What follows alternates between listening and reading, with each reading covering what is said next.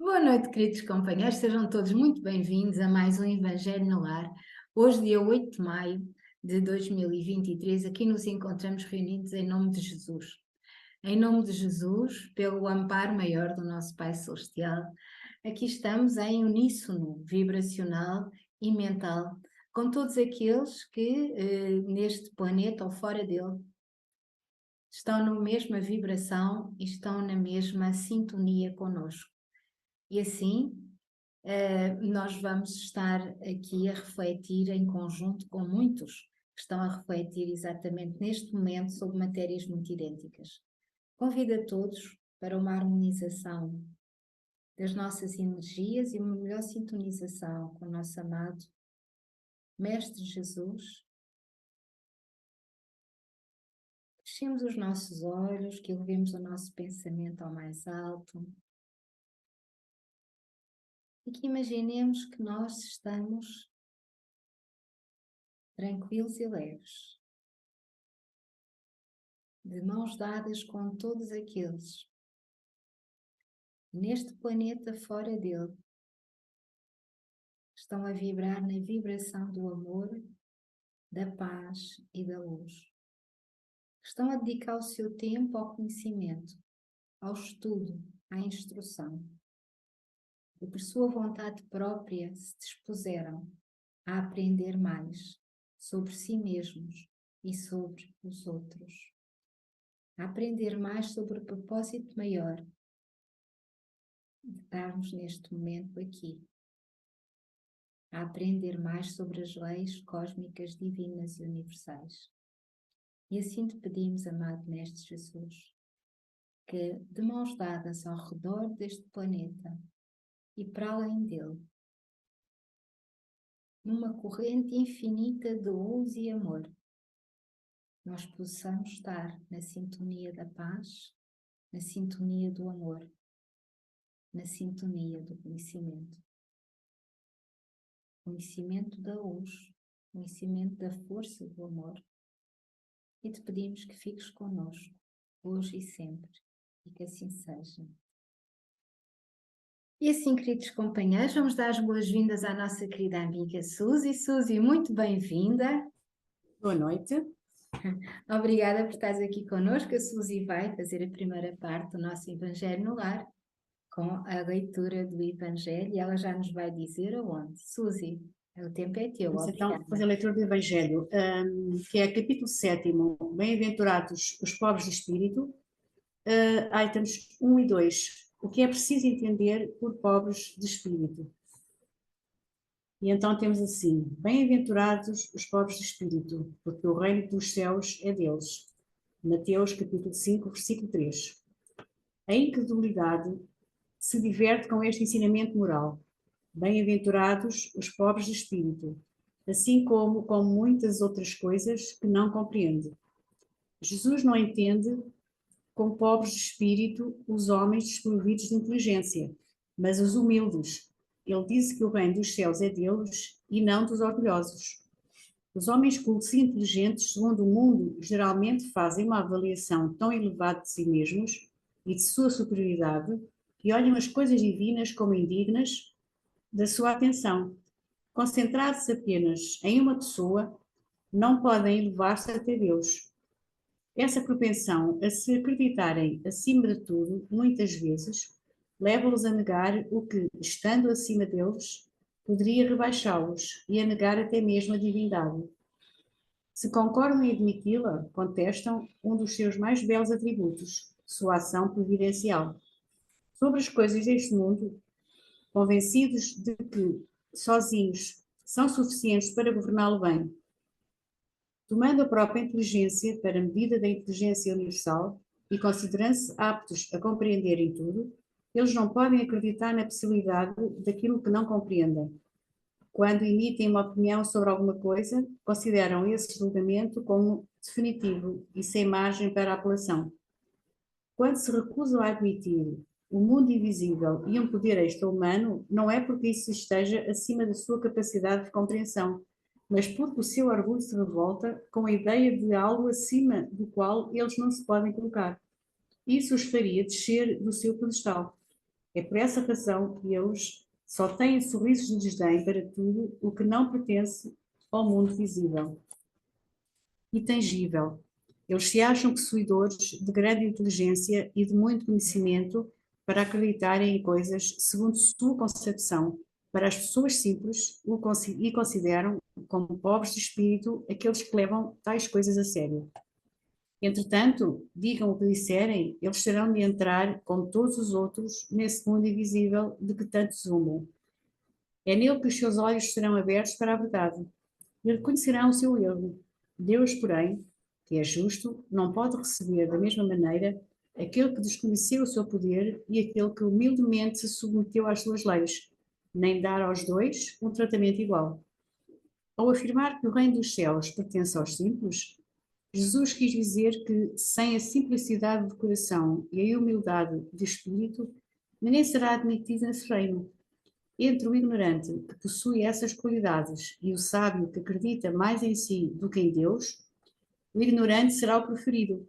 Em todas as circunstâncias, ele coloca a humildade entre as virtudes que nos aproximam de Deus e o orgulho entre os vícios que dele nos distanciam.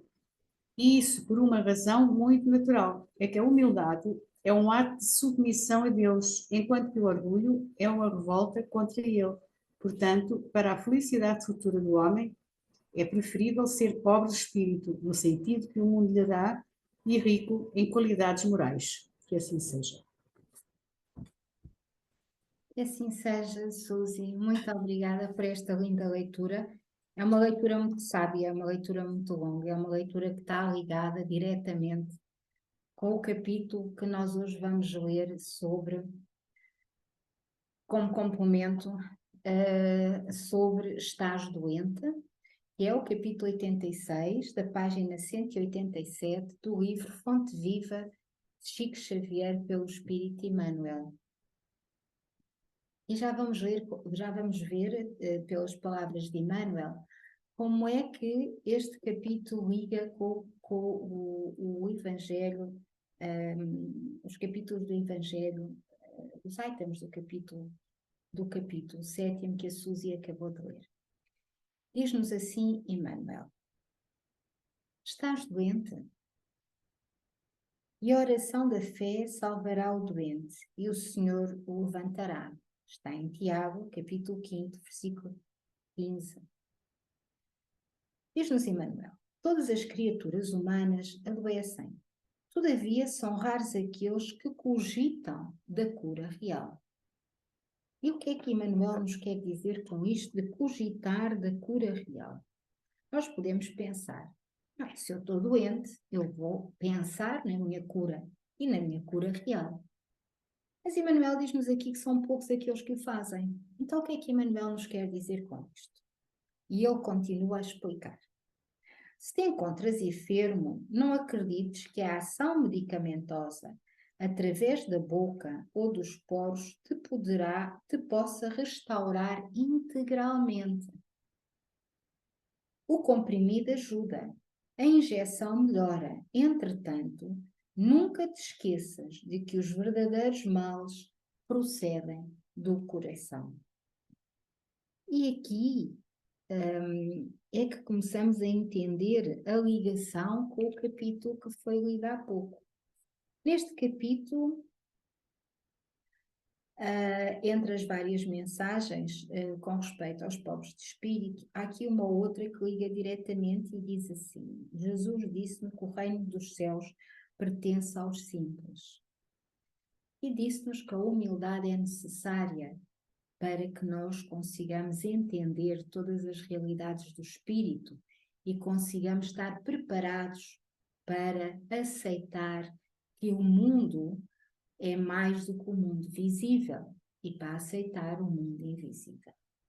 Portanto, quando aqui Emmanuel diz que os verdadeiros males procedem do coração, a ciência moderna, a medicina alopática, ou seja, a medicina convencional, não atribui os males todos ao coração no sentido coração-espírito, coração-alma, coração-consciência, mas sim às causas diferentes de cada órgão. Não está errado, só não está completo. E continua Emmanuel. A mente é fonte criadora. A vida, pouco a pouco, plasma em torno de teus passos aquilo que tu desejas. De que vale a medicação exterior se prossegues triste, acabrunhado ou insubmisso? De outras vezes, pedes o socorro de médicos humanos ou de benfeitores espirituais, mas ao surgirem as primeiras melhoras, abandonas o remédio ou o conselho salutar e voltas aos mesmos abusos de que te conduziram à enfermidade. Como regenerar a saúde se perdes longas horas na posição da cólera ou do desânimo? A indignação, rara, quando justa e construtiva no interesse geral, é sempre um bem, quando sabemos orientá-la em serviços de elevação. Contudo, a indignação diária, a propósito de tudo, de todos e de nós mesmos, é um hábito pernicioso, de consequências imprevisíveis.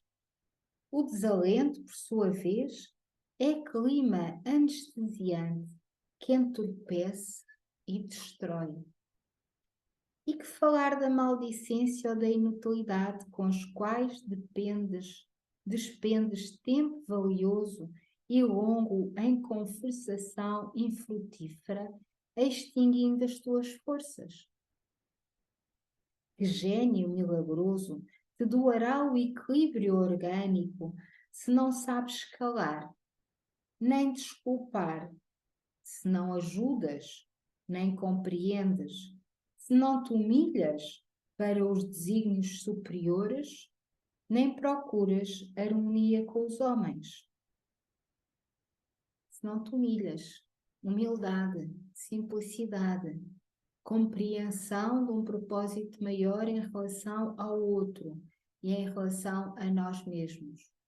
Aquilo a que Jesus chama os pobres de espírito. Por mais se apressem socorristas da terra e do plano espiritual em teu favor, devoras as próprias energias, vítima imprevidente do suicídio indireto. E aqui está Emmanuel a remeter-nos diretamente para os nossos estudos de domingo sobre o suicídio no âmbito espiritual e sobre o suicídio indireto. E não seremos todos nós, neste caso, suicidas, de forma indireta? Se estás doente, meu amigo, acima de qualquer medicação, aprenda a orar e a entender, a auxiliar e a preparar o coração para a grande mudança. E aqui remete-nos diretamente para a frase de Tiago, parafraseando Jesus: e a oração da fé salvará o doente, e o Senhor o levantará. E quando aqui Emmanuel nos diz esta frase, se estás doente, meu amigo, acima de qualquer medicação, aprenda a orar e a entender, a auxiliar e a preparar o coração para a grande mudança. E que mudança é esta? Antes de mais, a grande mudança é a mudança dentro de nós mesmos. A grande mudança, a grande transição que todos nós falamos, o mundo de regeneração começa dentro de nós. Esta é a grande mudança. Não é um mundo que apareça cá fora, como nós já falamos várias vezes. Ele vem de dentro de nós mesmos. Esta é a grande mudança. É a mudança daqueles hábitos de comportamento que nós achamos que são inconsequentes, mas não são perniciosos, como nos disse Emmanuel. Eles adoecem o nosso corpo físico, adoecem a nosso modo de pensar, criam hábitos que nós trazemos às vezes seculares de funcionarmos dentro do mesmo padrão, a ação-reação, sem pensamento, sem a capacidade de olharmos para as nossas doenças com a humildade necessária para entender qual é a cura real que Emmanuel aqui nos diz. Ou seja, a grande mudança é nós trabalharmos no fundo o nosso ego, deixar de lhe dar toda aquela importância e aceitarmos as leis maiores, tornando-nos seres mais simples e mais humildes, como nos diz o Evangelho de hoje. Essa é a grande mudança. É nós deixarmos de achar que estamos acima dos propósitos maiores das leis divinas, nós deixarmos de achar que sabemos mais daquilo que nem vislumbramos, só porque somos seres mais inteligentes, achamos nós, só porque não aceitamos, como aqui diz o Evangelho, e muito bem, eu vou prefaziar, que diz: quando se recusam a admitir o mundo invisível e um poder extra-humano, não é porque isso esteja acima da sua capacidade de compreensão, mas porque o seu orgulho se revolta com a ideia de algo acima do qual eles não se podem colocar. Isso os faria descer do seu pedestal. Pois é, nós temos que descer do nosso pedestal. A grande mudança é esta mesmo, nós temos que sair do nosso ego inflamado, exacerbado, o nosso ego gordo, não é? Para sermos simples e humildes e compreender que nós somos de facto ainda muito pequenos em termos de evolução cósmica e universal, que há muita coisa que nós não sabemos, mas que nós temos vontade de aprender e que nós temos vontade de fazer esta grande mudança em nós mesmos.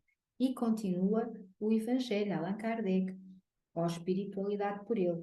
É por essa razão que eles só têm sorrisos de desdém para tudo o que não pertence ao mundo visível e tangível, ou seja, palpável, material. Eles se acham possuidores de grande inteligência e de muito conhecimento para acreditarem em coisas segundo a sua concepção para as pessoas simples e consideram como pobres de espírito aqueles que levam tais coisas a sério. É o desdém, queridos companheiros, é o orgulho, é a superioridade que ainda está nos nossos corações bem, bem enraizado, não é? E depois há muitas outras coisas por trás disto. A medicina está errada? Não, a medicina é muito útil. A medicina alopática ou a medicina humana, ela está correta e grande parte das situações têm que ser curadas, tanto a nível espiritual quanto a nível médico, medicina tradicional, medicina humana, alopática. Mas a cura efetiva não é feita nem pelos médicos do espaço, nem pelos médicos da Terra. Se o homem, em si, o doente, não olhar para si próprio com a humildade, com a simplicidade de entender que a causa da doença é ele mesmo, o seu comportamento, a sua postura, os seus pensamentos, e não quiser ele próprio mudar, ele ficará curado em determinada altura, vai esquecer os médicos do espírito, os médicos do espaço, como aqui nos diz Emmanuel, vai esquecer os médicos tradicionais, porque acha que está curado, mas não faz nenhuma mudança ao nível dos seus comportamentos, ao nível das suas atitudes, ao nível do seu pensamento. E segue em frente feliz. A causa da doença continua nele. Mais cedo ou mais tarde ele volta a adoecer. Porque a doença é um professor que nos alerta para coisas que não estão bem em nós. Para nós mudarmos a nossa forma de estar, a nossa forma de ser, a nossa forma de pensar. Para nós deixarmos de ser egoístas, de ser orgulhosos, de não olharmos ao nosso redor. Para nós começarmos por nós mesmos a analisarmos para a cura real em nós e também nos doarmos aos outros na construção do mundo melhor. Esta é a grande mudança que aqui nos diz Emmanuel. Esta é a grande mudança que a espiritualidade também disse, através das palavras de Jesus e depois na sua interpretação com Allan Kardec, não é? Com respeito o que é preciso entender por pobres de espírito. E continua Emmanuel. Desapega-te de bens transitórios que te foram emprestados pelo poder divino de acordo com a lei do uso. E lembra-te de que serás agora ou depois reconduzida à vida maior, onde encontramos sempre a própria consciência. Portanto, nós temos uma lei que é a lei do uso. As coisas não nos pertencem. O carro não é meu, a casa também não, as roupas também não. Elas foram talvez por nós adquiridas pelo empréstimo da energia dinheiro, não é? Da energia trabalho. Mas se nós não pusermos tudo em funcionamento para o bem maior e não compreendermos que estes bens são transitórios, e se nós quisermos cada vez amealhar mais e não nos lembrarmos dos milhões que não têm nem pão para comer, se calhar esses bens, como transitórios que são, de acordo com a lei do uso, deixarão de nos pertencer, porque nós não soubemos fazer bom uso deles, não é? E diz-nos Emmanuel, foge à brutalidade, enriquece os teus fatores de simpatia pessoal pela prática do amor fraterno, busca a intimidade com a sabedoria, pelo estudo e pela meditação.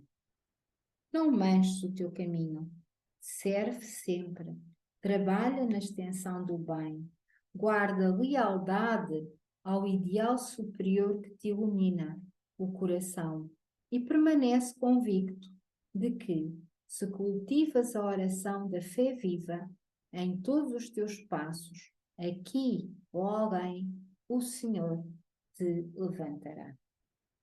E o Senhor te levantará, porque o Senhor, nosso Pai maior, por intermédio do nosso amado Mestre Jesus, aqui para o planeta Terra e não só, opera de acordo com a nossa vontade, não é? E, portanto, se nós mostramos vontade firme neste trabalho enorme, que é a grande mudança em nós mesmos, a nossa cura real, vamos ser amparados por Ele. E se nós estamos derriados, quantas vezes, de todas as provas que temos que passar, de todas as experiências que temos que viver e que muitas vezes nos desorientam, nós já sabemos que as intuições vêm para nos levantar, para nos dar ânimo, para nos dar fé, para nós continuarmos a nossa caminhada. Só temos que ter fé e orar, como aqui nos diz Emmanuel. E temos que estudar para compreender e orar para nos sintonizarmos com as vibrações maiores. Portanto, a pergunta deste capítulo é: estás doente? Estamos todos. Estamos todos uns mais que outros. Uns em processo de cura, outros já vão estando curados, outros já vão estando ativamente a trabalhar na cura, outros ainda estarão doentes e outros ainda não entenderão que a cura real se faz através da grande mudança, não é? E está tudo certo, estão cada um no seu caminho, mas é nosso dever partilhar aquilo que já vamos entendendo, é nosso dever, porque assim o quisemos, de acordo com a vontade maior, que se fizesse em nós a vontade do Pai, não a nossa. E essa vontade é amar-nos a nós mesmos, tanto quanto pudermos, e aos outros, tal como Jesus nos amou. Queridos companheiros, vamos então elevar o nosso pensamento ao mais alto, respirar profundamente e agradecer. Amado Pai Celestial de luz e bondade, que a Tua luz nos envolva a todos, brilhante e pura, e assim Te agradecemos todas as verdades, todos os conhecimentos que vão chegando até nós. Num abraço grande de mãos unidas com todos aqueles que são teus trabalhadores, por vontade própria, estão trabalhando em si próprios e ajudando a todos que podem. Te pedimos que nos ilumines a todos, neste planeta e noutros, por esse universo fora. Que possamos assim fortalecer a nossa energia no bem, na luz e da paz, num abraço fraternal com todos aqueles que, como nós, trabalham com os mesmos propósitos. Que a tua luz seja a nossa luz, que a tua força seja a nossa força e que o teu amor floresça nos corações de todos nós. E que assim seja. E assim, queridos companheiros, chegamos ao fim do nosso Evangelho de hoje. Eu vou agora pedir à Suzy. Olá, Suzy, de novo. Queres partilhar connosco? Fazer alguns comentários? Olá, novamente. Não tenho muito a acrescentar, mas é uma leitura muito interessante. Eu, por acaso, é uma expressão que eu costumo usar quando vejo pessoas que têm ações menos boas, atitudes menos corretas. Eu costumo dizer, coitado, é pobre de espírito. Costumo usar isso. Não estará correto porque os pobres de espírito não têm que ter ações menos corretas nem atitudes menos corretas, mas é só porque eu pretendo induzir em que não têm conhecimento, portanto falta ainda conhecimento e daí é um pobre de espírito, mas de facto, mas é interessante a leitura. Muito obrigada. Nada, obrigado, Suzy. No fundo, os pobres de espírito é aquilo que todos nos queremos tornar, não é? Exatamente. Simples e humildes, mas conhecedores das verdades maiores, não é? Conhecedores das verdades maiores. É isso mesmo, Suzy. Olha, eu desejo a ti e a todos uma noite abençoada e agradeço de Obrigada. coração estarmos aqui neste nosso estudo, neste nosso Evangelho no Lar, que é uma bênção para começarmos a nossa semana. Que esta semana possa ser uma semana de luz, uma semana de força e fé e uma semana de alegria, com muita paz no coração. Beijinhos, Suzy. Uma noite Beijinhos boa também, para Maria João. todos, uma noite abençoada e até quarta-feira, se Até assim quarta-feira. Exatamente. o permitir, para as nossas reflexões no lar. Então vá, até quarta, Exatamente. tudo bom e Tudo. boas leituras e bons Boas estudos. leituras. Bons. Adeus, Suzy, beijinhos grandes. Deus. Fica Até bem, amanhã. beijinhos, até Tchau, amanhã, tchau. beijinho, com licença. Noite boa para todos.